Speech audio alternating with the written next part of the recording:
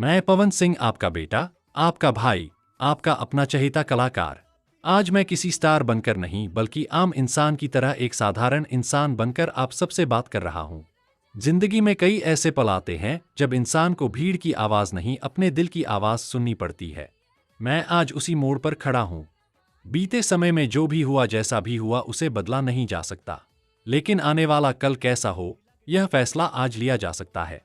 मैं यह खुलकर स्वीकार करता हूं कि अपने रिश्ते को निभाने में मुझसे कमियां रही। मेरी पत्नी ने हर हाल में साथ निभाने की कोशिश की, लेकिन मैं हर बार उतनी मजबूती से उसके साथ नहीं खड़ा हो पाया। शायद काम, तनाव और हालात के बीच अपने ही घर की खुशियों को समझ नहीं पाया।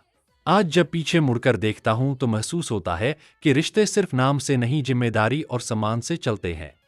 मैं अब शांति चाहता हूं, सच्चाई के साथ जीना चाहता हूं, और अगर संभव हो तो अपने वैवाहिक जीवन को एक और अवसर देना चाहता हूं। लेकिन यह रास्ता आसान नहीं है, इसलिए मैं आप सबसे पूछ रहा हूं, क्या मुझे अपनी जिंदगी को फिर से जोड़ने की कोशिश करनी चाहिए? क्या आप चाहेंगे कि मैं अपने रिश्ते को एक और मौका दूं? आपका समर्थन हमेशा मेरी ताकत रहा है। आज भी आपकी राय मेरे लिए बहुत मायने रखती है। आप लोगों ने ही मुझे एक पवन को पावर स्टार बनाया, अभिनेता बनाया, नेता बनाया।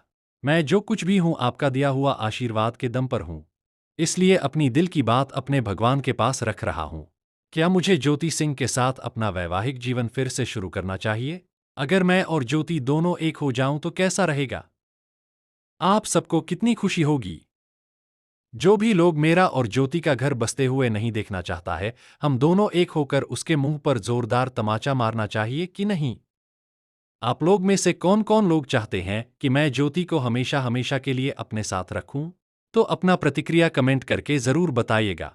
मैं आपके प्रतिक्रिया का इंतजार बेसब्री से कर रहा हूं। आपका बेटा पवन सिंह।